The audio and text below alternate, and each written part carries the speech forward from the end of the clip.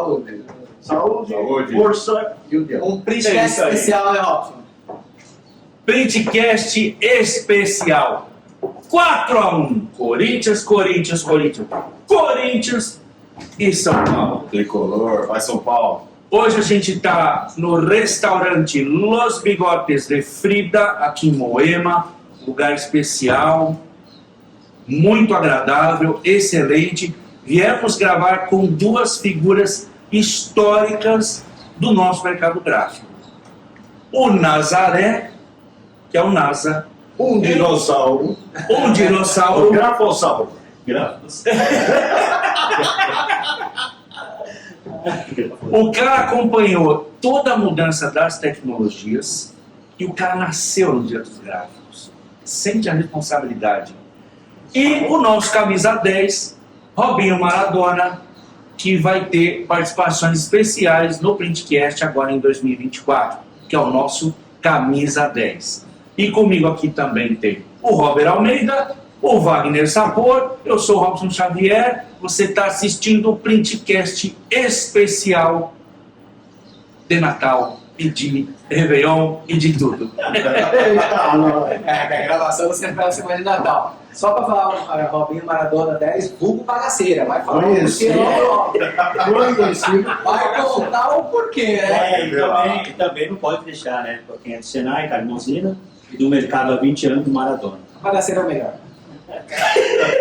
Para começar, Ronaldo, se apresenta um pouquinho aí, fala um pouquinho de você. São alguns anos de indústria gráfica. Eu fiquei trabalhando 42 anos dentro da indústria gráfica.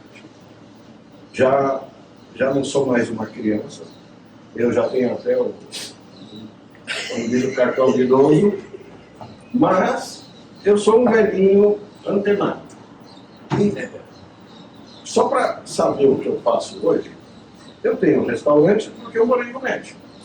Morei 12 anos no México, morei 10 anos na cidade do México, 2 anos no norte do México, abrindo mercados lá, trabalhei com a Águia, trabalhei no Pão, e fui fazer revistas lá no México.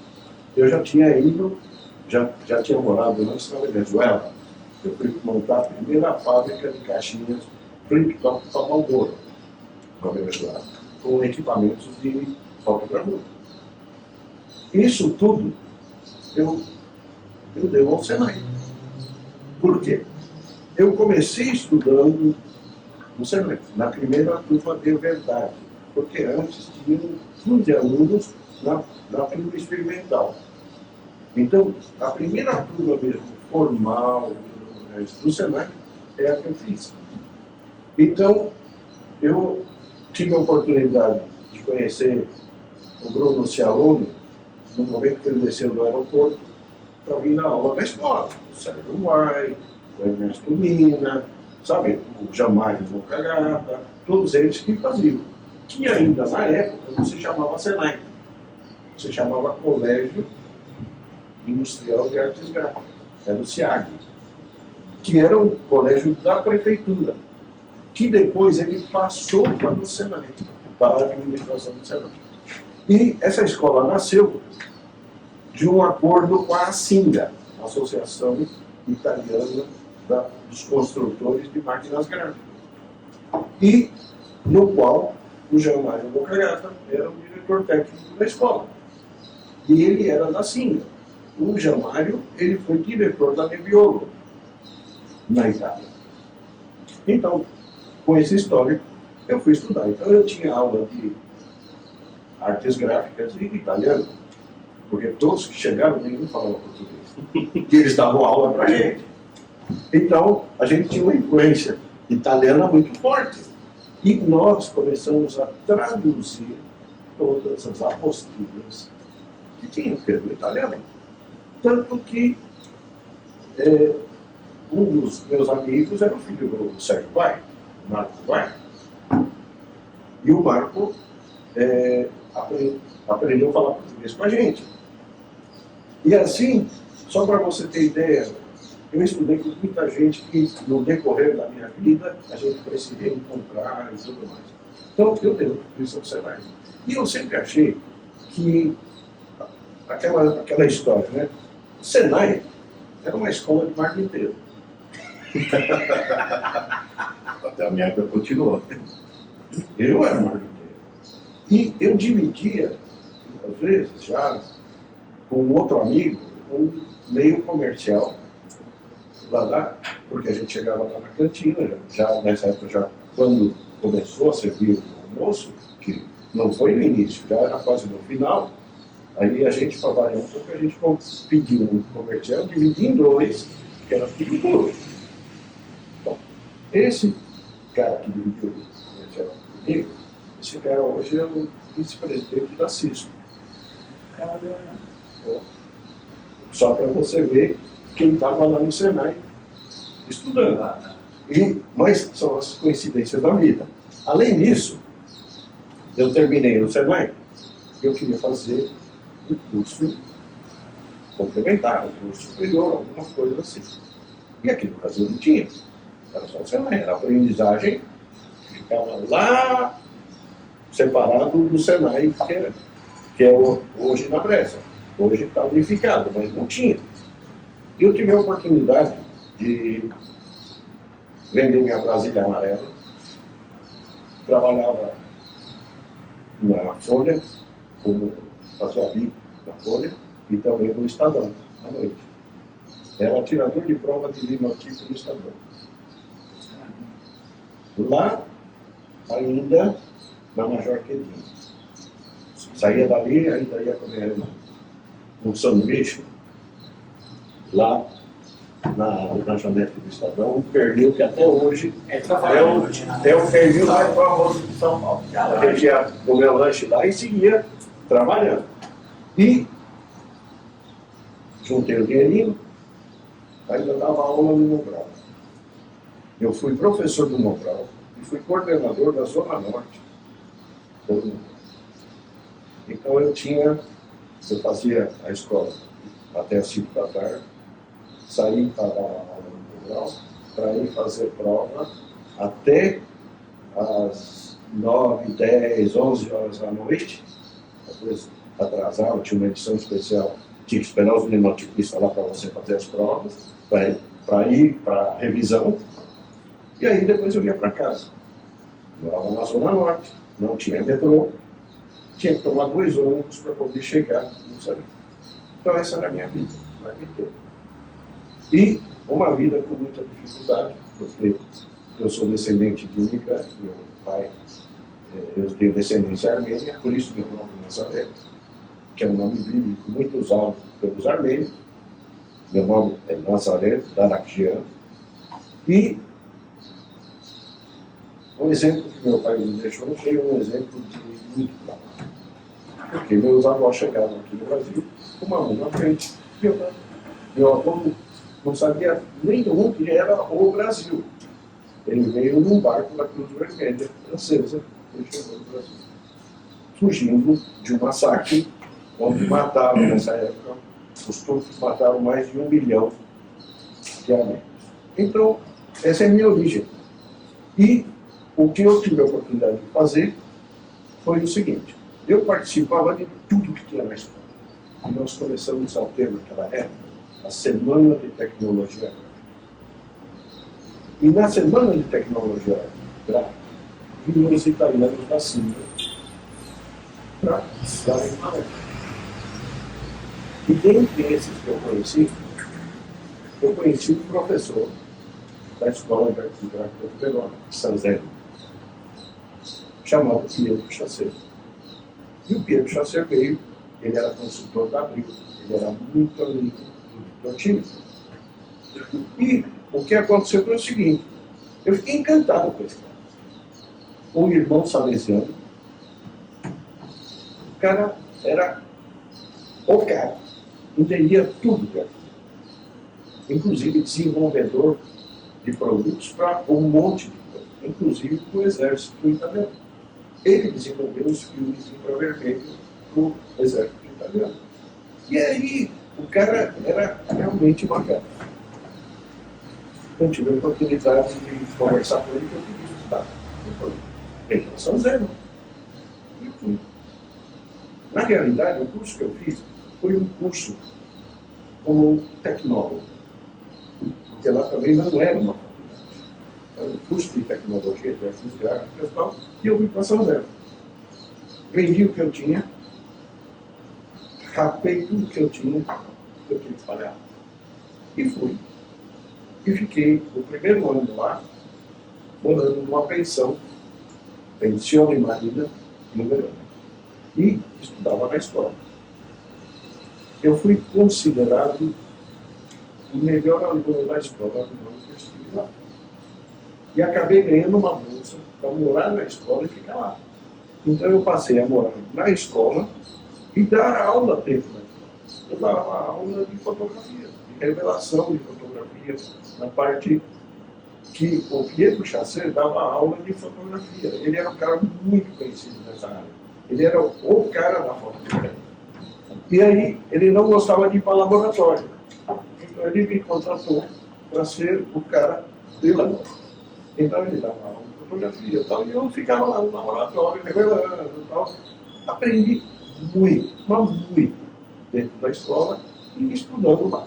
Então, saí de lá, acabei conhecendo vários lugares, várias fábricas, porque tinha uma pessoa aqui no Brasil que se chamava Richard Strimper, se chama. O Richard da SRS foi um cara que me deu uma mão e funcionou toda a minha carreira, porque ele representava um monte de gente.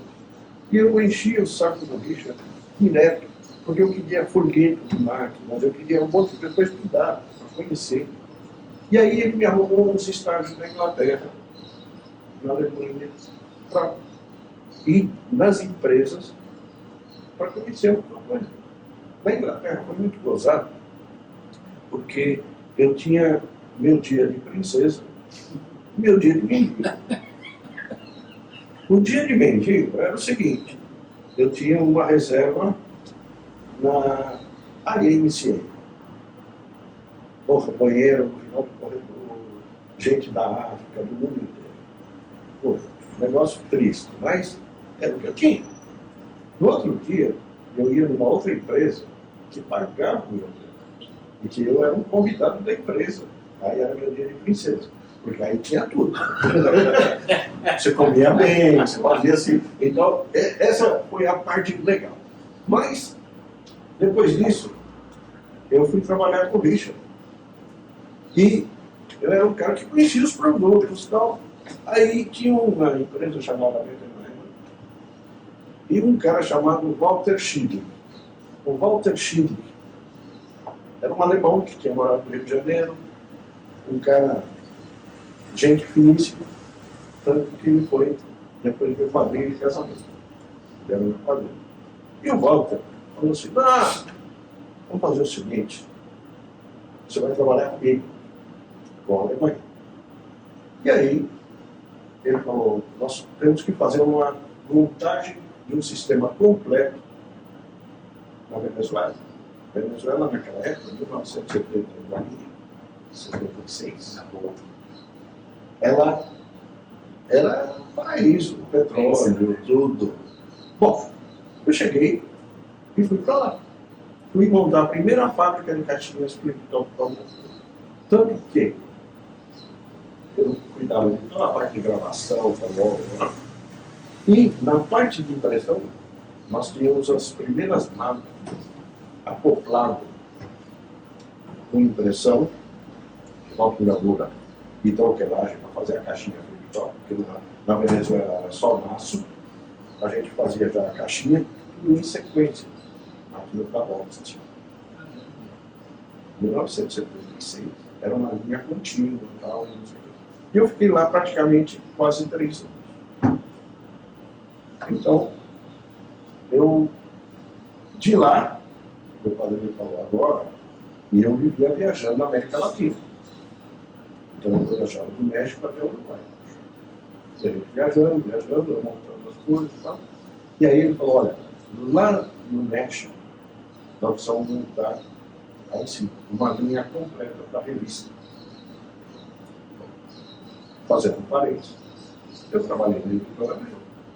Eu fui estagiário, fiz parte do primeiro grupo de estagiários na editora meu, onde tinha um senhor chamado Ignaz Sessler, que era o nosso coordenador, era um austríaco que trabalhava lá.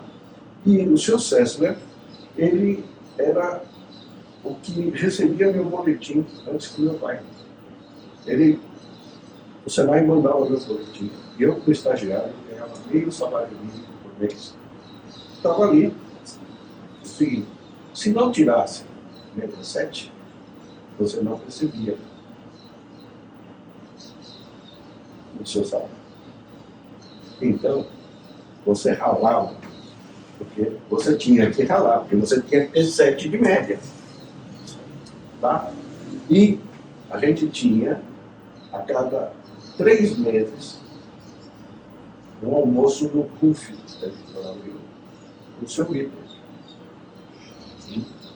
Porque o seu bicho, ele queria saber quem era que iria trabalhar com ele, porque ele sempre dizia que Abril era uma família. E eu estagiei junto com os 2 filhos do seu, com o Richard e com o Robert. E tanto que, posteriormente, eu encontrei eles em eventos e tudo mais, eles lembravam que a gente foi colega de estágio. Então, foram anos assim que, para mim, foi maravilhoso. Portanto, Abril, aí já tinha fazia a revista, eu estagiei em todos os setores da Abril, desde a fotografia até a expedição. A gente era obrigado. Tá? Férias do Senai? Ah, ok. Vai para Abril. E era assim. Foi muito legal. E chegando, vamos dizer assim, no México, aí sim, no México eu acabei com 10 anos na cidade do México e 2 anos em Chihuahua, que é no norte do México, fronteira com o Texas. Mas eu trabalhei dentro dessa empresa fazendo a montagem do equipamento, passaram-se 3 anos, eu comecei a voar com as minhas asas, porque a empresa alemã também já estava sendo vendida e tal, tudo mais, e eu acabei me casando no México. Então eu tive um filho lá no México, meu outro filho já nasceu aqui no Brasil. Mas me casei com uma mexicana e acabei ficando por lá. Mas eu já estava trabalhando dentro da área gráfica e tal, tudo mais. Daí eu voltei para o Brasil. Então, na realidade, a minha formação veio uma formação técnica de base para uma formação depois comercial. Eu acabei fazendo, vamos dizer assim, acabei estudando, indo atrás, tudo mais, porque, como descendente de armênio, a única coisa que eu ia falar em casa era de negócio. Era negócio. É isso aí. Eu escrevi um livro que diz do analógico ao digital. Eu conto uma história com o dono da Manchete, Adolfo, que a gente tinha vendido na época um scanner para ele. Eu ia até o Rio de Janeiro para buscar a parcela que ele tinha que pagar. E naquela época era um pouco diferente. Eu recebia o dinheiro para fechar o câmbio para poder mandar para a fábrica. Mas eu recebia em espécie. E cada vez que eu chegava para o senador, eu era bem jovem, chegava lá no Rio, ele falava assim, ainda era marca alemã. Eu não tenho mais para pagar, eu só tenho dólar. E abriu o cofre atrás da cadeira dele, só tem dólar. Bom, então eu tenho que te pagar, fazer o câmbio, senhor, eu não posso aceitar o senhor. Porque ele sempre fazia um câmbio favorável, para o bloco brasileiro. Aí eu era obrigado a ligar para São Paulo. Não tinha celular naquela época. Fazer uma longa distância. Aí chegava com o meu chefe. Aí eu falava assim, o que eu faço? Não, aceito o câmbio. Porque eu não ia, eu aceitava. Eu era um mensageiro, né? Bom, eu Brasil. Outra cobrança. Chegava lá, bom, senhor, eu vim cobrar o senhor tal, não sei o quê, é tantos dólares. Você não tem. Agora eu tenho franco suíço. A mesma. Malandrinho. Na terceira vez, eu cheguei com uma tabela de 4, 5 moedas. Aí quando ele chegou e falou, bom, o senhor vai me pagar como? O que o senhor tem? Eu tenho uma coisa. Então, ó, na nossa tabela é tanto que o senhor tem que pagar. Ele olhou para mim assim e falou, você por um armênio vai ter um bom judeu. Então, são histórias que você vai acumulando na sua vida. E, bom, Você já chegou com um controle de objeção que já sabia que já ia dar sabia, objeção. ele toca, era a terceira vez, né? Você Já chegou com o controle. tropeçando de novo na mesma pedra, você não pode, né? Então, você tem que se antecipar as coisas. Então, a minha vida foi assim, eu dentro dessa área comecei a trabalhar vendendo scanners, eu fui para a Grafinal, a Grafinal vendia os scanners da Hell, então eu comecei a trabalhar com eles. Eu fiz uma, vamos dizer assim, uma linha tão boa para venda de tudo isso, que eu era um funcionário da fábrica. Então eu tinha um salário na Alemanha. E tinha um salário na representação. Então, quando saiu a representação da Grafinal e foi para Gutenberg, eu já vim, porque também tinha acontecido uma fusão entre Linotype. Porque antes eu vendia Linotype e vendia Hell. Aí as empresas se fundiram. E eu era o cara da fábrica das empresas. Então, isso foi uma coisa que me ajudou muito na minha carreira.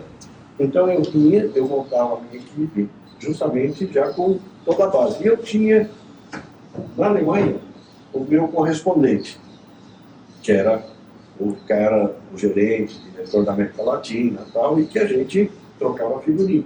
E nós conseguimos fazer, assim, vendas recordes. Pra você ter uma ideia, teve um ano que eu vendi 1 milhão de insetos por dia. O boom. Você imagina o que a fábrica falava de mim. Eu vi. Aí, eu ia para a Drupa. Eu fiz 10 Drupas.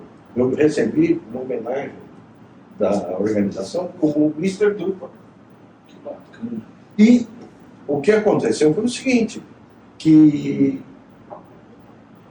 na Drupa a gente tinha dinâmicas, né? Então eu cheguei, tive um dia nessa dinâmica com o francês para ver como que o francês vendia as máquinas na feira. E eu falei, se é para fazer que nem ele, e se eu morasse na França, eu vendia um dobro. Falei para o diretor na época da Linotype. Eu falei, porque no Brasil eu tenho todo tipo de trava para vender. Eu tenho que fazer uma guia de importação, eu tenho que fazer isso, tenho que fazer cadastramento, eu tenho despachante, eu tenho não sei o quê. A condição que nós vivemos hoje, tá? Ou pior. Então, eu falei, eu não tenho condições de vender uma máquina aqui na... Porque era assim, cada um que vendia a máquina tinha lá o sininho, tocava o sininho, a França vendeu uma máquina aqui, aí outro vendeu uma máquina, e todo mundo, e ainda tinha prêmio. Eu só ficava assistindo. Aí eu bolei uma estratégia que eu fazia o seguinte, ano de Drupa, eu garantia para o meu cliente que ele ia ter o lançamento da Drupa na casa dele. Ele comprava antecipado. Ele pagava. Eu pagava a viagem dele para ele ir lá assinar o pedido na hora. Ele já tinha comprado, mas ele ia assinar um pedido. E numa Drupa, eu vendi 12 milhões de euros. Eu fui considerado o vendedor do ano. Eu ganhei 12 barrinhas de ouro no prêmio. E todo mundo não sabia o que tinha acontecido. Eu mudei a estratégia. Então, eu vendi aqui, mas ele assinava o contrato lá. E, junto com o contrato, já estava o sinal que a gente já tinha enviado para lá, já estava tudo pronto. Então, eu comecei a fazer essas dinâmicas e o meu sucesso foi assim. Até o ano 2000. que o ano 2000 estava aqui o meu amigo Bagaceira. Como se conheceram? Não, Não, ele já trabalhava comigo. essa é a minha primeira trupa que ele me levou. No ano 2000, nós fizemos um projeto, que foi um projeto do seguinte: todos os clientes do Barulho, nós fizemos um cadastramento. Fizemos toda uma estratégia e todos eles tinham que passar no stand da Fuji para assistir uma demonstração. Ele chegando no stand, ele assistia a demonstração e ele recebia uma maninha da Fuji que nós mandamos fazer aqui.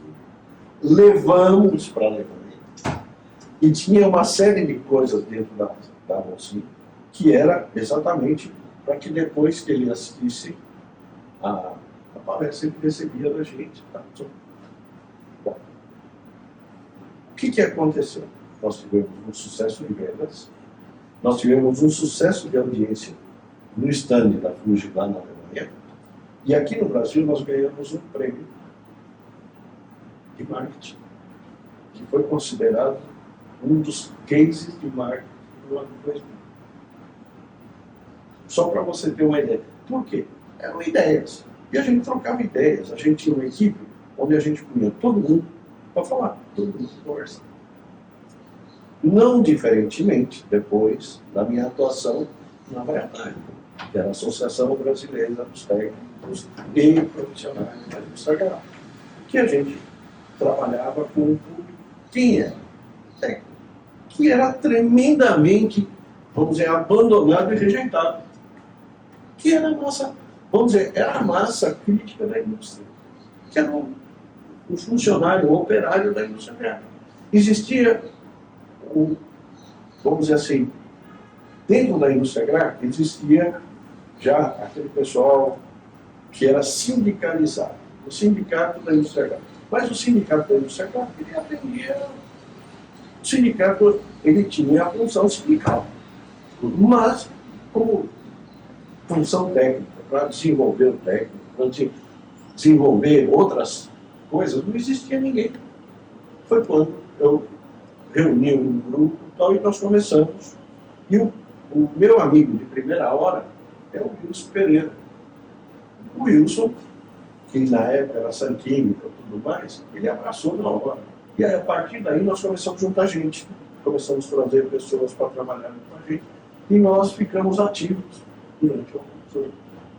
Foram pelo menos 4, 5 anos. E aí a Bratag, num desejo de mudança e tal, né? Você também se desgasta. Eles queriam algumas mudanças e tal. E houve uma eleição e eu estava fora. Só que o que aconteceu foi o seguinte: a Bratag não fez nada. E a Bratag adormeceu. No período que você estava fora. Ah? No período que você estava fora. Nesse período que eu estava fora. Então a Bratag adormeceu e eu voltei depois de 6 anos. Isso já era um pouco? 2002 para 2003. 2002 para 2003. Então, nós reativamos a Bratag e também fizemos muita coisa no mercado. E o grande problema da Bratag, ela vem depois da crise de 2008. Porque em 2008 nós tivemos uma crise extremamente forte e grande, onde tudo que nós fazíamos era baseado em patrocínio. Por quê? Nós tínhamos massa. A gente chegou a ter mais de 5 mil, vamos dizer assim, associados. Mas esses 5 mil associados, eles não colocavam. E o modelo que nós fizemos era sempre que as empresas patrocinassem para mostrar seus produtos e tudo mais. E a empresa começou a viver a crise de 2008, 2009, 2010, que foram momentos muito difíceis. Então, a Bratag voltou a adormecer. Está adormecido até hoje. Está adormecido até hoje. Mas, por exemplo, a Bratag, ela tinha uma visão e ela tinha um objetivo de trabalhar com o pessoal da base da pirâmide. Por quê? Eram as pessoas que mais tinham necessidade. Eu me recordo uma vez que eu fui numa reunião, eu vou fazer esse comentário, porque a Bigráfica tinha a BTG. Eu sou A minha carteirinha para a BTG é número 81. Bom, só para você ter ideia. E o que acontece é o seguinte, eu sempre acreditei muito em tudo isso. Mas a própria Migraf, ela acreditava numa BTG que, no final, ela era mais política do que propriamente técnica. E era para atender determinados interesses.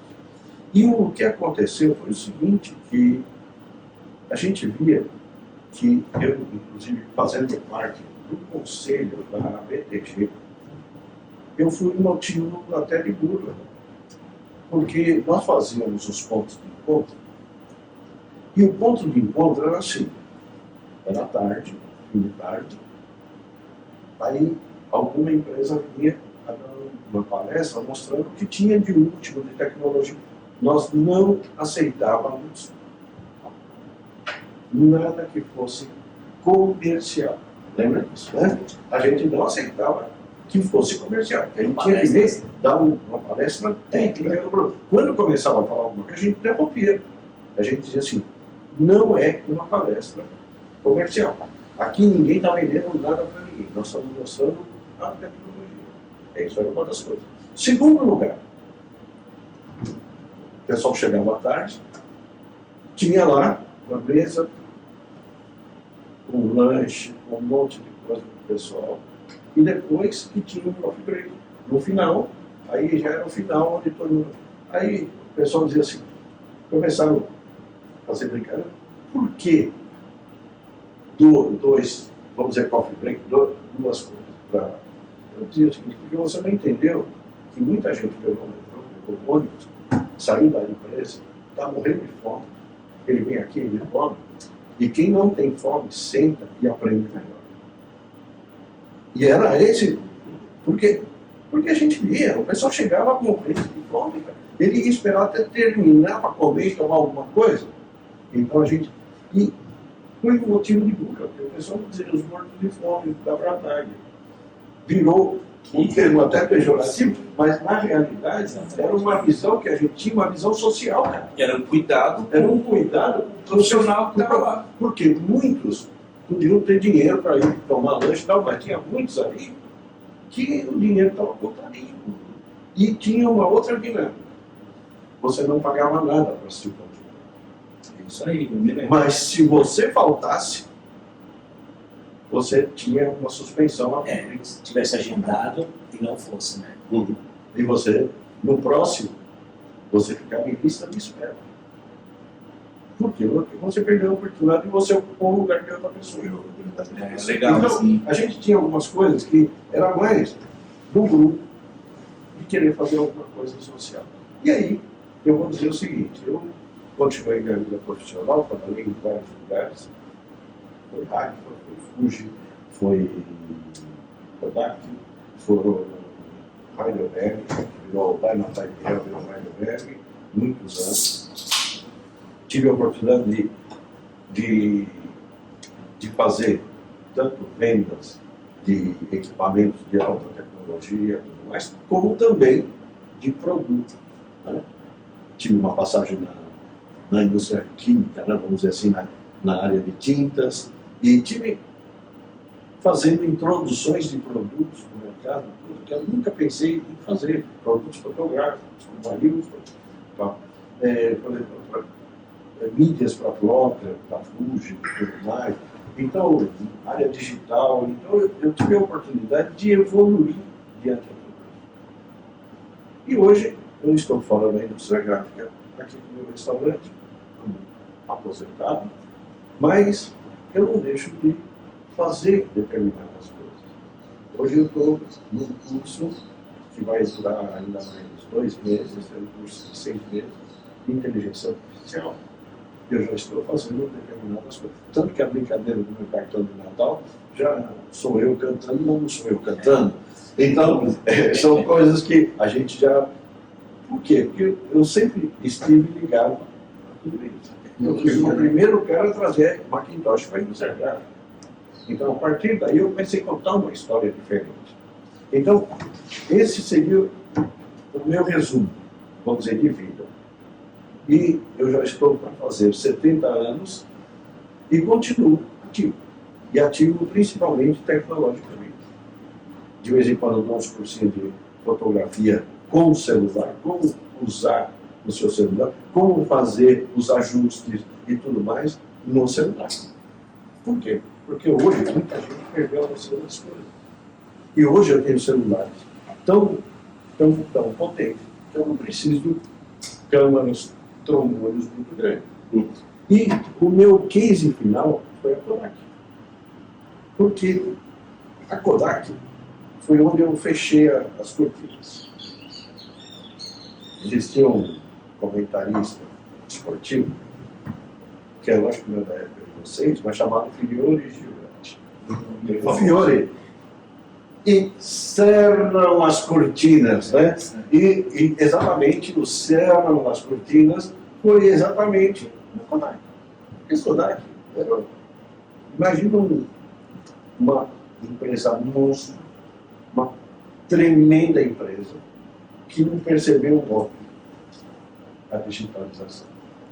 Tinha, vamos dizer assim, a parte de tecnologia maravilhosa, um departamento de tecnologia mantido pela Kodak, no MIT, com patentes de tudo, e no momento que ela quis se digitalizar, ninguém sabia mais quem era a Kodak, porque ela perdeu as gerações. Porque para gerações mais velhas, todo mundo sabia o que era a Kodak. Mas para uma geração mais nova, aí ela monta uma fábrica de câmeras digitais em Manaus, que foi um fracasso total. Por quê? Porque ela deixou de conversar com o público, em pegar um adolescente de 12, 14 anos e perguntar: você o que prefere, um celular ou uma câmera digital? Um celular, porque aqui já tem câmera. Ah, mas a qualidade não importa. Pelo que eu vou usar. Ah, não, eu não quero carregar esse trambolho para ir numa balada, o celular, mais a câmera digital. E a partir daí eles começaram a ver que eles perderam o momento. E ao perder esse momento, a Kodak começou a sua decadência e até chegar a uma concordata. E o que era interessante na Kodak era o seguinte: chegava um vice-presidente chorando na Kodak, porque dos 8 aviões eles iam ficar só com 3 para os vice-presidentes viajarem. E que ele já não ia mais transmitir o Oscar no Teatro Kodak, onde já se viu isso. E que agora, o café da manhã com o Barack Obama, nós não conseguimos mais bancar. Então, e eu não sabia se eu ia receber meu salário no próximo mês. Para você ver as prioridades. Aí a Kodak começou a se reinventar, começou a fazer, tanto que ela se mantém até hoje no mercado, recebendo muito dinheiro em cima dos produtos de tecnologia, pela retina, CCD, tudo isso ainda é tudo tecnologia Kodak, as patentes, mas já não é aquela empresa que era como antigamente, que era a primeira que estava na cabeça das pessoas.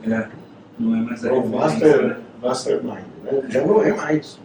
Então, sabe, e eu achei que também, já com a minha idade, mas eu tinha que ter uma vida um pouco diferente, mais tranquila. Hoje, eu quero ir para Barcelona ver meus antigos lá, eu quero viajar para a Grécia, como eu fui ano retrasado, ano passado fui para Amsterdã, fui para a Europa, para outros lugares, o outro fui para a Itália, fui para a Alemanha. Então, eu estou fazendo minha vida algo mais e revendo grandes amigos. O que mais me emocionou foi ver meu professor Pedro Chacer, com 85 anos, dando aula e criando coisas para trabalhando para fazer provas remotas aqui no iPhone. O senhor de 85 anos. Então, ele me motiva até hoje para que eu continue, mesmo não atuando diretamente no anos, mas pesquisando, fazendo coisa, querendo saber o que está acontecendo. Hoje é inteligência artificial. Eu tenho que pensar nisso. Então, eu, pelo menos, para ter o que conversar com a minha neta. Então, é aí que nós vamos. Então, Falar o mesmo idioma. falar o mesmo idioma. Então, esse é um resuminho de tudo aqui. Agora, história para contar mesmo, quem tem bagaceira.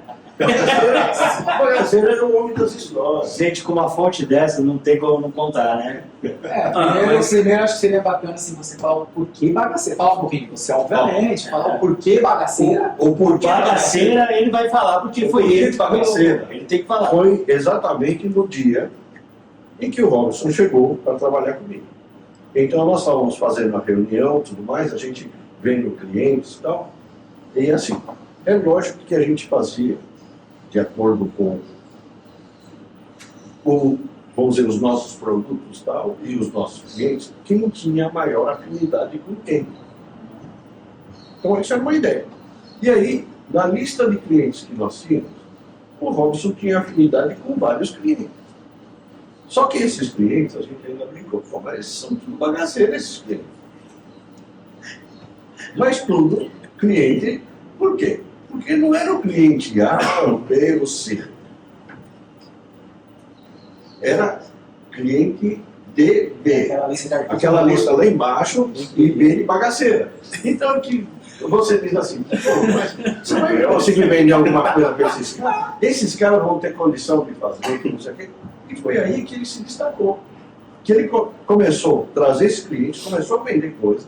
Lá para o cliente, não sei não vou nem citar as regiões, porque todo mundo já vai saber quem é. Os bagaceiros já vai saber. Ele se reconhece. E aí, o que aconteceu? Ele começou a vender. E ele começou a vender também porque ele é usado para clientes melhores. Ele conseguiu trabalhar, tudo mais, conhecendo melhor as coisas, e a partir daí a gente chamava ele de bagaceiro. Ah, chama o bagaceiro aí. Aí está o cliente, chama o bagaceiro. E aí apareceu não. Porque de Maradona ele não tem nada, cara. Não, eu prefiro dizer que ele não tem nada, porque as fileiras dele são outras, cara. Estão vendo? da onde sai essa fonte? E já fazendo uma fusão aqui, a gente pode usar esse termo, uma joint venture, né? A minha história com o Nazaré tem muitos aspectos parecidos ou iguais, né? Eu também comecei na Editora Abril como estagiário em 1990. Eu tenho 33 anos que estou na área, né? Apesar de atualmente não estar atuando diretamente com a área gráfica, mas eu considero que são 33 anos. Comecei como estagiário na Abril, nas impressoras offset, já pegando o que o Nazaré colocou, ele pegou o Grafosaulo, né? Ele pegou a parte de antes do analógico, eu já peguei essa transformação, já peguei as máquinas offset, que eu era aluno da offset no curso de CAI do Senai, e depois fui especializado em rotogravura e flexo. Outra coincidência nossa, né? E já peguei as máquinas de comando à distância na Abril, que eram as primeiras, né? Quem foi da Abril, quem forneceu para a Abril, sabe, a famosa 1516, conhecia aqueles pessoal que eram umas máquinas separadas, né? E como aluno do Senai, a gente trazia um pouquinho de conhecimento, e o Nazaré colocou sempre com cara de pau, né? O que o meio oficial fazia, eu já como aluno estagiário do Senai, nas férias do Senai, ia no estágio eu já fazia, que era bater tinta, que hoje ninguém faz. Aí o cara falou, oh, garoto, vem cá que eu vou te mostrar o comando à distância, aqui já fica certo. Já deixava, né? E isso já gerava um ciúmes, porque naquela época você tinha impressor, meio oficial, primeiro segundo ajudante, terceiro ajudante, né? E eram os profissionais que foram para a Alemanha, o impressor, o famoso macarrão aí, o primeiro impressor que... Geleia. Exata, essa turma toda. O feijão, né? O famoso feijão. O menu inteiro foi para Exatamente. E aí, o cardápio todo foi para o estágio nosso era metade na plana, offset, e metade na rotativa, né? E na rotativa você não tinha acesso. Na rotativa você ficava naquela alimentação que era a estrela, porta-bobina estrela. E eu fiquei... No máximo empurrar eu fiquei lá e um amigo meu do Senai, contemporâneo, ele conseguiu quebrar esse mecanismo de estrela, né? E jogaram ele para plano e mandaram para rotativa. E esse macarrão, falou assim, esse garoto vai mudar. E ele me chamava de Espoleta, era um outro apelido que eu tinha no Senai, na época do Senai, lá na Abril. Chama o Espoleta de volta, porque o cara não obedecia, o cara queria ensinar, olha, tudo bem que a gente já tinha uma noção do Senai, mas o cara queria falar, você tá ali, né? E esse rapaz, ele mandou trazer de volta, eu lembro a reação da minha mãe, a folha inteira, né? Garoto, magrinho, você tinha que dobrar a folha para alimentar a primeira máquina como o estoque, os ganchos, né? Aí saía com os braços tudo cortado, aí a minha mãe falava assim, mas é isso aí que tô fazendo com você na editora Abril, né? Só um parênteses, Marcelo, a gente ia e ficava na saída da rotativa, batendo no caderno. Exatamente. Aí você saiu o caderno, você ficava assim, batendo no caderno, para poder colocar, para depois a monta-carga levar embora. Exatamente. A gente cortava tudo aqui. Então eles pegavam uma camisa de moletom, colocava no braço, para não machucar o braço. Hoje teria essas blusas térmicas, né? Hoje existem essas blusas térmicas que seriam ótimas, já aplicando para a realidade, mas cortando. E aí, já dando um parênteses de uma primeira história, Nazaré presenciou isso, como ele disse, ele nasceu no dia do gráfico e eu fui profetizado no gráfico. Tá? A minha falecida mãe chama-se Maria de Lourdes Profeta, né? Teve o sobrenome do meu pai Sanches. Eu já me apresentando, eu sou Robson Sanches, com esse monte de apelidos aí que vocês ouviram. Bagaceira, Maradona, na época do Senai Carnosinho, ok? E minha mãe trabalhava na Abril, e da Abril ela foi para a Mar Print, que é a mais antiga. E tinha um gerente, vou citar o nome aqui, tá? Saudoso também, que é o senhor Vasco, era o gerente da gráfica. E a minha mãe era a melhor pessoa do acabamento, a melhor funcionária do acabamento, e grávida do fulano aqui, são de 74 para 75. E não tinha as leis trabalhistas que existem, né? De tempo para cá. E esse Vasco falou, não, a senhora tem que ir, profeta, a senhora tem que trabalhar, a senhora é melhor que faz bandeirolas. Quem lembra disso, né? Meu falecido pai também ficava bravo. Chegava em casa, a mulher estava destruída, né? Deixava ela de pé fazendo bandeirola, no máximo naquele banquinho de apoio, né? E aí meu pai queria brigar com o Vasco. Foi algumas vezes na porta da Martite para bater no Vasco. Passaram-se os anos e ele falava assim para a minha mãe, aí vai nascer um gráfico. Aí vai nascer um gráfico. Minha mãe, lógico, obrigado. Imagina. 14 anos depois, o filho virou gráfico. Era editora Abril. E esse Vasco, que era gerente da Margrit, você sabe quem é? Essa marca gráfica, né? Era o dono da Margrit. O Vasco, o dono da Margrit. A gente não pode citar como ele montou. Minha mãe cansou de trabalhar hora extra para ele, no acabamento, porque tinha trabalhos extras. Não sei se pode falar isso, mas eu vou falar. E aí, a primeira dupla que o Nazaré comentou em 2000 que eu fui, já pegando essa não estou no avião, quem senta do meu lado? O Vasco. Me apresentei, que era normal, né? Ah, tá indo a drupa, né? Você já conhecia os clientes. Falei, seu Vasco, o senhor já me conhece antes de eu estar aqui na Terra. Como assim? Aí eu expliquei a história para ele, eu sou filho da profeta. Ele, não acredito. Como está sua mãe? Eu falei, tá muito bem, agora descansa as pernas, né? E contei. Isso, né? Agora em 2000, tive o prazer de contar essa história. Então, como o Nazaré disse, ele nasceu no dia do gráfico e eu fui profetizado gráfico pelo Vasco e realmente cumpriu. Ele falou, tem o sangue de um gráfico, é verdade, né? Então a gente começou porque eu tinha toda uma história para não ser gráfico, para ser jogador de futebol marginal, né? Pelo lugar que eu nasci e porque eu já jogava futebol dos 7 aos 14 anos no Palmeiras, apesar de ser corintiano, né? Eu tinha um tio, essa história eu preciso... Por isso que não foi problema da história. Isso eu preciso contar uma história. Eu tinha um padre do meu pai, né? Muito amigo que a gente chamava de tio, antigamente, tinha bênção, tudo, né? Que ninguém pede mais a bênção, né? E esse meu tio me viu jogando bola na rua, no campinho, falou, cara, isso aqui é... E levou um teste no Palmeiras. E o Palmeiras não tinha acesso ao estádio. Treinava em Pirituba, que é um bairro onde eu moro, né? Pirituba, no centro educacional, para depois ser criado um campo do lado do treino. Isso, falando nos 80, né? E eu comecei a jogar. Lá, já tinha 6 para 7 anos. Então eu joguei dos 7 aos 14. O meu primeiro ano de Senai, eu não repeti por falta, porque a dona... Acabei de falar o nome dela. Fumi me deixou porque eu faltava. Eu ainda continuava assistindo aula do Senai e treinando um ano no Nacional, que era o meu treinador do Palmeiras que tinha do Nacional. Aí ela chamou meus pais, né? Meus pais perguntaram, como é que tá o Robson na escola? Ótimo, só tem um probleminha.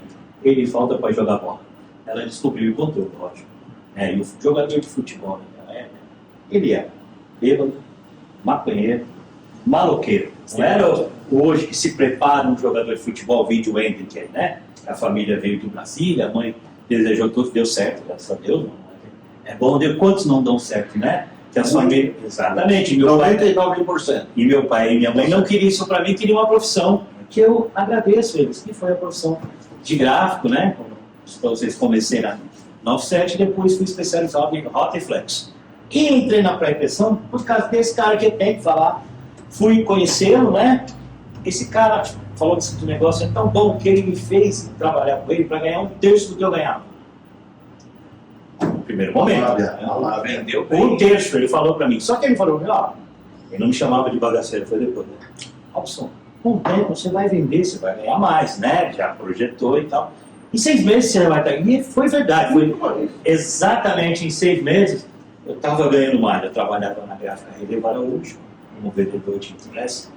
Antiga famosa que ele era muito amigo, e inclusive na empresa que ele trabalhava, o Gutenberg, era cliente da Releva Araújo, fazia seu cartão de visita da. Eu cheguei a vender Olha, linotipo, ou melhor, tipo os móveis na Releva Araújo. Então, eu conheci o avô, o pai e o filho. Todos trabalhando na. inclusive nessa trupa de 2000, um dos filhos estava com um birô na Releva Araújo, foi com a gente na época da amigo Sérgio, da Fujifilm, viajou junto com a gente, participou de todos os eventos, né, Nazaré? Foi um dos clientes convidados, ficou mais próximo, né? Não vou falar para ele que ele não comprou, Nazaré, só foi não comprou. Não, aí Deixa eu falar. Isso é só coisa do mercado. Isso. Comprar ou não comprar? Então você vê como é umas histórias, mas, como o Nazaré comentou que ele já fazia esse trabalho de agendamento, ele foi já com o intuito, né, de comprar, e bom negociador como é ou não, Nazaré. Já deu para ver que tem bastante história. Tem história, você vê, e onde eu estou falando para você que elas são ligadas. Ele me convenceu e eu fui para a pré-impressão. Até então, o meu conhecimento era pequeno dentro do Senai, que o Senai dava para a gente, introdução. E peguei também uma fase que ele comentou aqui, uma pessoa que começou a rede, né? Era assim, Macintosh que falava, né? Mas hoje é só Mac, né? Mas era Macintosh, então você vendia uma plataforma Mac, né? Vendia a outra plataforma, né? Para você usava ter as uma duas, ideia. Windows e Só para ter uma ideia, você tem ideia de quanto custava um monitor Apple? Não tenho ideia, mas Mas isso era muito um caro. monitor Apple de 14 polegadas. Uns 20 dólares. 25 mil dólares era colocado aqui no Brasil. Um Macintosh, E era aquele monitor grande de tubo, CRT, né? com certeza. Mas ele tinha toda a qualidade de cor, de fidelidade de Um cor. Macintosh, por exemplo, naquela época, quando começaram a sair, não tinha Macintosh por menos de 30, 40 mil dólares.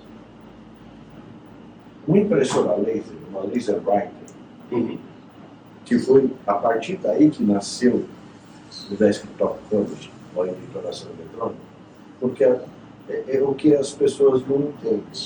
Até a Apple só se sobressaiu e só conseguiu ser referência, e ela só entrou na indústria gráfica por causa da Adobe. Não sei se vocês sabem. Porque a Adobe, ela escreveu a primeira linguagem chamada PostScript, que é, o que é essa linguagem? É uma linguagem de determinação de página. Porque antes disso, era tudo baseado em programação BASIC. Olha só. E a primeira que descrevia uma página foi a linguagem PostScript. E foi a partir de 86, com o lançamento do PostScript 1, que pôde acoplar uma impressora para imprimir uma página. E outra coisa, não existia monitor colorido. A gente começou fumando o verde, aí depois o branco e preto, depois eram 4 tons de branco, 4 tons de cinza, né? 4 tons de cinza, Entre o branco e o preto. entre branco e preto, depois para 8, aí 16 e tal. Quando chegou em 32 tons, aí apareceu o colorido. Mas o colorido era 16 cores. Hoje nós temos bilhões de cores que moram na tela retina.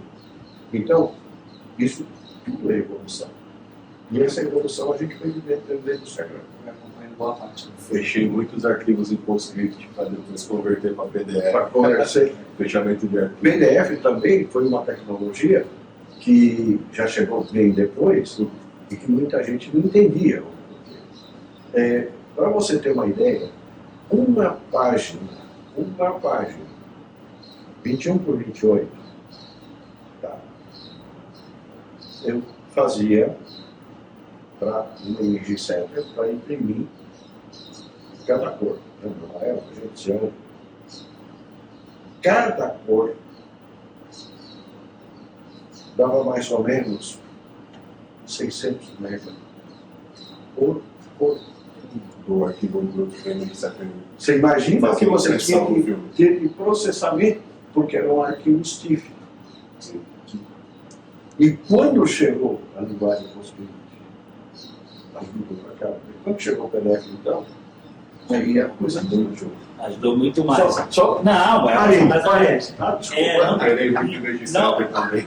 não tem como eu disse, as histórias, né, são muito escondidas e em cima do bagaceiro, que o Robert gosta, teve uma situação, talvez o Nazaré nem lembra, que é um case bastante conhecido por outras áreas. Eu só lembro das coisas de infância. A memória recente E o cara foi na feira, né, comigo de bagaceiro, e realmente eu aprendi assim, no comércio, quem está interessado com alguém comércio, ele vai te perguntar. Você estava numa feira, o cara perguntava, você atendia.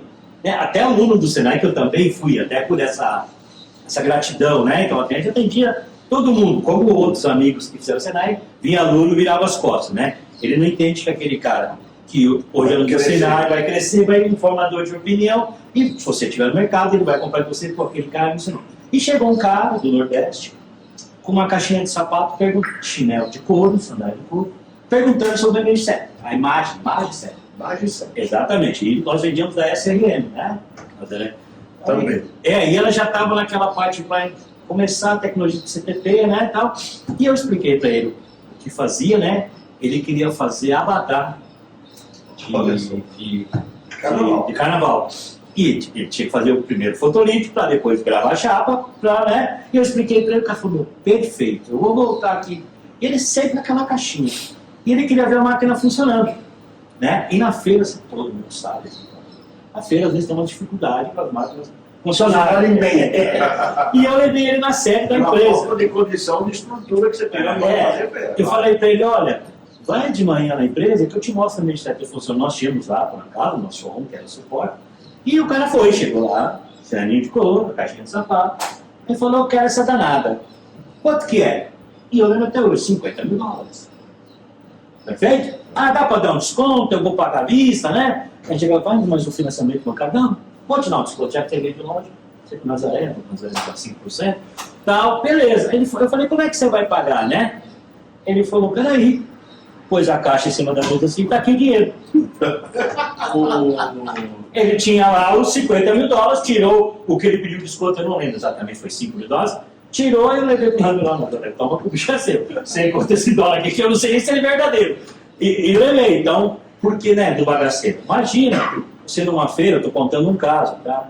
O cara, simples, uma caixa de sapato, tá? Você pensa, ele tá de sandália, deve ser o sapato dele, o pé tá doendo, né? Nunca ia imaginar que ali tinha $50 mil. Que o cara O cara comprou, e eu falei, isso para mim foi um senhor aprendizado, porque a gente, a área comercial, né, a maioria e quem não está, e às vezes a gente faz alguns conceitos, né, ou preconceitos dentro da nossa cabeça de não atender, mas ouve o cara, né? O que eu peço até hoje como cliente? Você pode me ouvir? Você tem 10 minutos. Por quê? Alguma coisa eu sei que vai ser útil para o cara, mesmo que eu não venda para ele. Sim. Então hoje é o mais difícil. Hoje, com o advento da tecnologia, o tempo é um dos bens mais escassos. O cara, quando te dá um tempo, ele está te dando uma, né? É igual dizem que hoje uma ligação, uma prova de amor, né? Então hoje quando o cliente fala, vou te ouvir, também eu falo que é uma prova de amor. Então você consegue... Não sendo roubo. Exatamente. Até porque antes de vender algo, você está comprando atenção. Exatamente. E ali... Algo escasso. E a venda, por mais que tenha alguns produtos que estão no lado, um monte, a venda é 99% é transpiração, quer dizer, 1% você tem inspiração, é um momento que, né, que você consegue falar a coisa certa na hora certa. O resto é visita, né? Hoje mudaram os nomes, né? Lead, prospecta, vai embora. O processo que a gente fazia, que um vendedor fazia, hoje eu estive fazendo uma análise com o pessoal de uma empresa que eu fiz um tipo de consultoria para eles. Tem 7 pessoas que fazem. Qualificando. Qualificando, Exatamente. o outro fazendo. Antes o vendedor fazia tudo. Todo o processo. Todo o processo. Outro mito. O vendedor não pode cobrar. Que não pode cobrar. Que a gente quebrou isso. Não, tem que falar com o departamento de cobrança financeiro. Nós sempre quebramos. Porque para nós, os mais antigos, né, uma venda só é concretizada quando é recebida.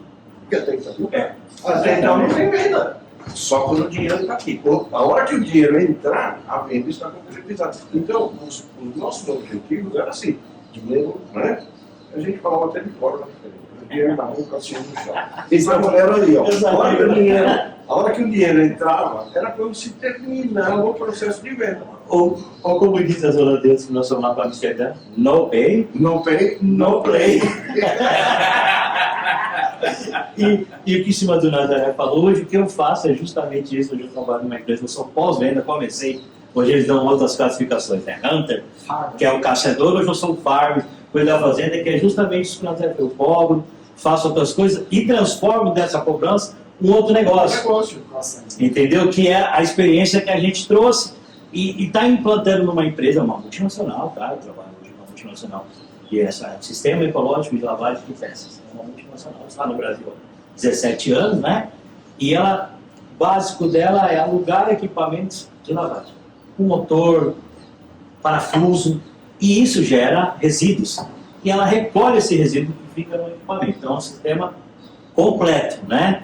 E o nosso hoje, o mais importante são contratos de aluguéis, é manter esses contratos. É onde entra o farm, pós-venda, né? Que a gente faz justamente isso, que o cara começa hoje, passou um ano, o cara já não tem mais condição, ou você tem que revender aquele processo para ele, porque mudou o dono, mudou o operador. Aí ele fala, isso aqui não serve para mim, eu estou pagando muito caro. Ou ele é abordado pela concorrência Exatamente. Prometendo um monte de coisa. Exatamente. Então, bem, essa base trouxe hoje, né?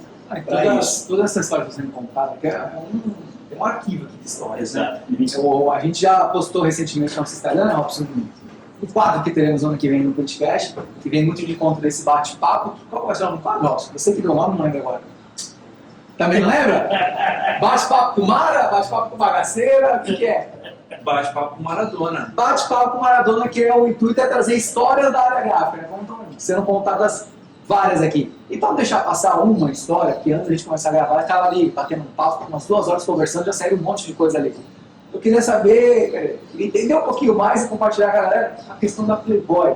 Como foi feita a réplica da Playboy, porque essa história com certeza eu não sabia, ninguém sabia, um monte de gente vai saber. Eu vou contar a história da Playboy porque era o seguinte, para mim foi icônico. Você imagina, eu era estagiário, eu estava no Senai, eu era estagiário. 16 anos. 15 anos. Era 1900. Eu tinha 16, 17 anos. E eu estava no Senai e eu fui para a parte de fotografia do Senai. E eles estavam lá, mas ainda existia a revista Realidade, antes da Veja.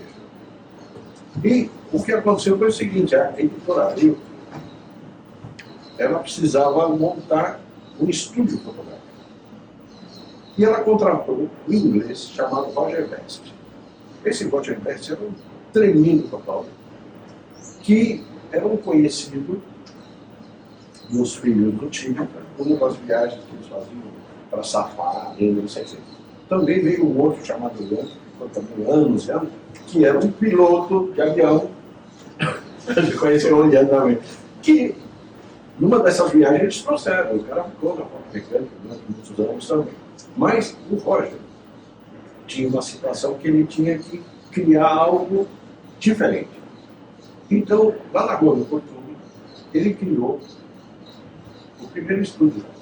E nesse estúdio, para mostrar que era um estúdio porreta, ele colocou um elefante e tirou uma foto de um elefante cheio de gente em volta. Mas que sinal que ele deu ali de marketing? As montadoras do Brasil não tinham nenhum estúdio que eles conseguiam fotografar no carro. Sim. Então, ali foi o primeiro lugar que eles conseguiram colocar um carro lá dentro. E aí eles passaram a fazer fotos de automóvel. Puta, tinha fila aqui. Todas as montadoras levavam lá. Por quê? Conseguiram fazer uma foto com iluminação, com tudo controlado. E aí a Mil pega o contrato da Playboy. E aí ela tem um estúdio para fazer, um estúdio menor, fazer foto das modelos da Playboy. Eu falo, Playboy é uma fábrica de ilusão. Por quê? Perfeito, é um homem, é uma mulher. O homem não tem que ser bonito. Vai mudar um pouquinho, pode. Tanto que eu vou te dizer o seguinte, durante muitos anos, mas muitos anos, de um minhocão aqui em São Paulo, tinha um prédio com uma calcinha roupa, umas pernas, tradicional. e aquela foto era de um homem. É. Quanta gente olhou aquilo ali E falou, nossa. meu Deus, meu Deus! Eu aprendi essas coisas lá no Senai, na pré-impressão do curso. A professora falava, várias fotos que vocês estão vendo aqui, de perna, de não sei o que, de calcinha e tal, não é uma mulher, é um homem. Caramba. Deixando brincadeira com as mulheres, né? Mas, na realidade, para mim, a melhor coisa que Deus criou foi a mulher. Concordo. Eu sou dessa época. Somos todos. E aí, ó, o que aconteceu foi o seguinte, que lá para tirar as fotos, a gente não tinha Photoshop, não tinha computador, não tinha nada para fazer foto. Era tudo foto analógica. E tudo que você fazia, você usava filtros, você usava recursos que você tinha. De ângulo, você tinha lentes, né, para poder trabalhar as lentes. E você sempre tinha um porta-filtros para trabalhar. E tudo que você fazia era com iluminação. Mais menos iluminação, amarelado, mais branco e tal. Você trabalhava com isso. E ainda você usava, na época, lâmpadas fotofluas. Coisas assim no arco da velha. Mas o que acontecia era o seguinte, que existiam tendências que você acompanhava, mundial e tal, né? E esse Roger Weiss era um cara extremamente antenado e tal, e um excelente fotógrafo. E era assim, Nazaré, põe a lâmpada ali, levanta mais para cá, e ele só olhando. Aí você ficava olhando, você ajustava o set, ele olhava, falava assim, agora muda isso aqui, faz não sei o que, tal. Aí ele dá um clique. Depois que ele deu um clique, para ele poder ver essa foto, ele tinha que esperar de 4 a 6 horas, que era para revelação e tal, tudo mais para ver. Ele já não ia pagar o modelo para aquilo, então ele tirava várias fotos. O que eu vou tratar? Eu tinha um controle, que era um aparelho, né, para ver cores. Com isso você tinha que ver se as fotos não estavam furadas, tal. Ele projetava a imagem e você ali, com um lensitômetro, você via a máxima e a mínima para poder reproduzir. Basicamente é isso. E aí quando começou a fazer a Playboy, começou a aparecer modelos. Tinha aquelas modelos top e tinha aquelas outras que são os recheios. Então as tops, por exemplo, eu tive a oportunidade de acompanhar Sandra Breia, Nadia Lippe,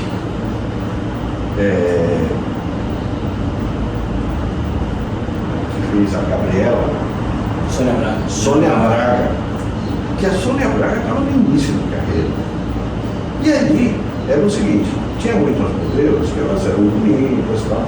Depois tem uma história no Brasil que é maravilhosa, com uma modelo chamada Rose de Primo, que era uma carioca, que ela aparecia na revista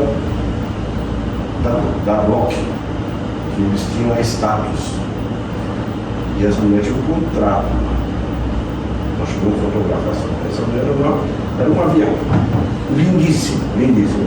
Chegaram a imprimir e a Block entrou com um processo que teve que ser recolhida da banca. Olha como era o negócio.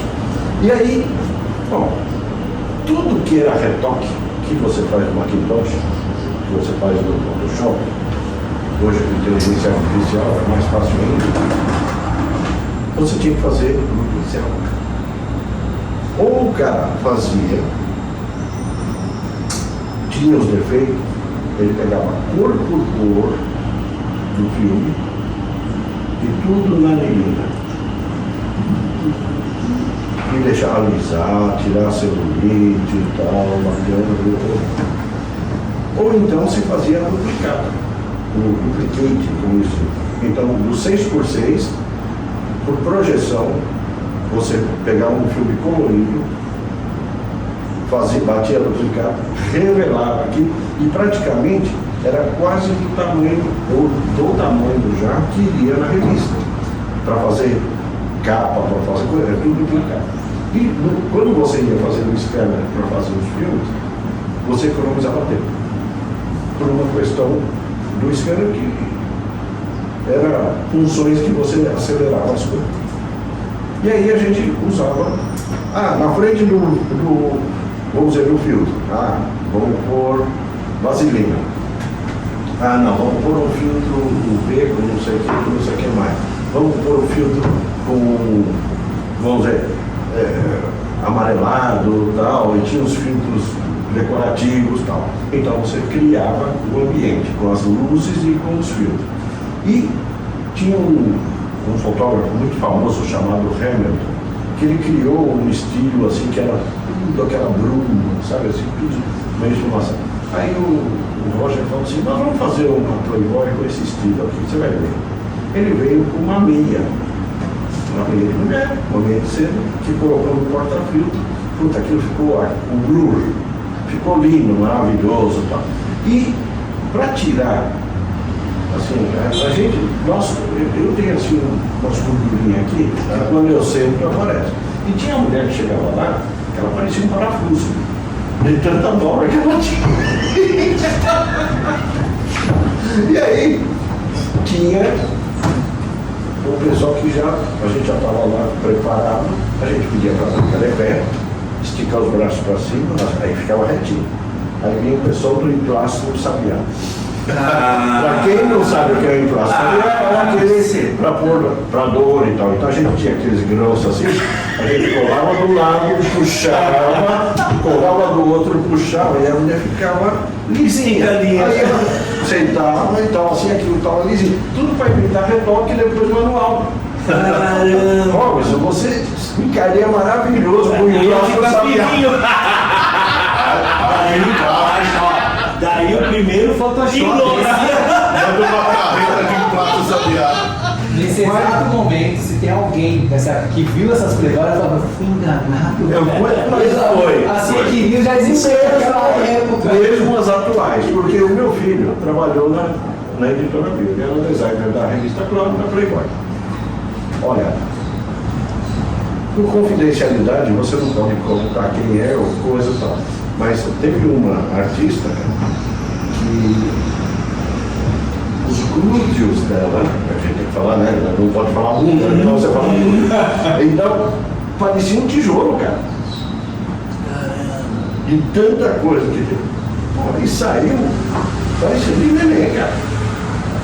Tudo ali no Photoshop e tal, tudo trabalhado. Então, Eu falo, uma O cara revista virou a como noite Playboy, tratando imagem. virou a noite tratando imagem. Aí você fala assim, não é possível, não é possível.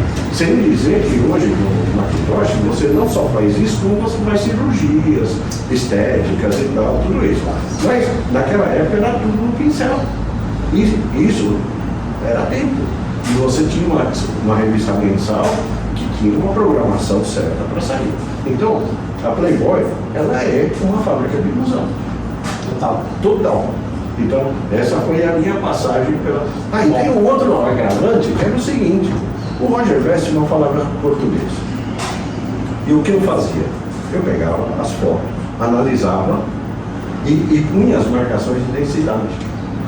E mandava, aí eu mandava para quem? Para o cara da foto mecânica, que ele escolhia, primeiro, o editor, que ele fazia todos os desenhos como ele queria, as páginas, aí ele via as fotos e tal, e aí tinha as fotos que eu já dizia, essa está furada, essa não está bem, porque ele era obrigado a tirar um monte de fotos para escolher uma. Por quê? Não dava tempo de repetir fotos. Então, com exposições diferentes, com um monte de coisa. Muitas vezes a gente fez uma foto imaginando uma coisa, saiu outra completamente diferente. Bom, mas o que era legal é que eu escolhia, eu fazia aquela seleção e mandava para o editor. Aí o editor falava, essa sim, essa não. E as meninas que iam lá tirar foto, as muito famosas, assim, elas chegavam a cantar o Roger West, né? Aí o Roger falava assim, não, quem diz o que sai e o que não sai é ele. E falava que era eu. E realmente o que eu fazia era, essa foto sai ou não sai. Mas não era eu que decidia nada. Eu simplesmente fazia eu era estagiário. Olha, eu nunca me dei tão bem com as mulheres como nessa época. Tá de ouro, né? Tá de ouro. Gente, acho que a gente está partindo para o final. Já viu que tem bastante histórias. Se a gente continuar conversando aqui, não vamos ter o quadro ano que vem. Ano que vem não, né? Nesse ano não teremos o quadro. Então vamos deixar algumas histórias, algumas pérolas aí para o decorrer do ano de 2024. Que eu tenho certeza que vai ser um quadro muito bom. A gente quer agradecer Bagaceira, Carmozina, Maradona, seja quem for, Robson, obrigado. Nazaré, para ver que é um acervo de histórias aí, por decidir aqui o espaço também, a gente está batendo papo. Inclusive, quem estiver na região, aqui em Moema, venha conhecer os bigotes de Frida, assim que fala. Uma comida autêntica mexicana, É isso aí. feito por um chefe mexicano. Venha conhecer, que vai ser muito bacana. E é isso, galera. Estamos começando em 2024, tem muitas coisas aí para estar fazendo. Eu tenho certeza aí que a programação do Printcast aí vai ser aí muito boa para todo mundo que está acompanhando, está aprendendo, está evoluindo. E teremos novidades, né? A gente aos pouquinhos não soltando essas novidades, né, Robson? O Robson ali, né? Ele falou, Robson, eu já fui na minha, né? Mas eu, como diz, né, o Robert colocou, vai passar os casos aí, né? Cases, como aquela história, resenha, né? Então eu vou falar igual um cara famoso, né? Aguardem. Boa. Nazaré, obrigado, Nazaré. Obrigado a vocês. Eu gostaria de desejar a todo mundo um ano maravilhoso, embora muitas adversidades venham, mas Certeza. eu sempre tenho um ditado que a gente tem que aprender também. Os governos, eles entram e saem e passam. E tem um ditado em Israel que diz o seguinte: em rio revoado, ganância de pescadores. Então, quando o rio está muito revoltoso, quem ganha são os pescadores. A gente tem que aprender a pescar. Apesar das dificuldades, apesar das coisas. Então a gente já viveu muitos anos, muitos governos, muitas situações desagradáveis, pandemia, todo esse tipo de coisa. Eu mantenho as portas abertas apesar da pandemia. Por quê? Porque a gente soube pescar nessa hora. Então eu espero que todo mundo que está nos vendo, mas leve essa mensagem para a vida. Sabe? Reclamar só não adianta. A gente tem que ter atitude e a gente tem que buscar sempre uma forma de fazer as coisas. Então a gente tem que passar a vida deixando de chorar para vender lenço. Então, vamos ser vendedores. Onde tem problemas, tem oportunidades. Exatamente. Então, muito obrigado por esse dia. Valeu. A casa está às ordens. E eu espero poder contar um pouquinho disso, porque para mim é gratificante. Muito obrigado. Nossa, Antes, bom demais. para meus amigos finalizarem, só uma observação. Eu participei por um período curto da Abratalho. Em uma das festas eu fui o que mais vendeu ingressos da Abratalho. Olha Não aí. lembro exatamente onde que foi, mas eu lembro de ter participado, foi uma época muito bacana. Galera, valeu. Robson, Wagner, fala uma coisa, por favor. Bom, eu desejo um excelente ano para todos. Nos acompanhem, a gente está sempre melhorando, sempre evoluindo. Esse é o ano de Drupa, tem coisa chegando, coisa nova. Além do Sr. Drupa, a gente tem coisas bacanas chegando aí de fabricantes. Vamos guardar por um instantinho. Valeu, obrigado. Não? Obrigado, pessoal. Queria agradecer vocês terem assistido a gente, por ter acompanhado. Acompanhar a gente esse ano, que a gente vai trazer muita novidade, trazer muita coisa legal. Queria agradecer ao Nazaré, ao Maradona, ao Robert, ao Robson, por todos aqui. E vamos no Triplo C. Curta, comenta e compartilha o vídeo com os amigos, porque o bate-papo foi show de bola. Bora arrebentar. Valeu, galera. Excelente ano para todos. Boa.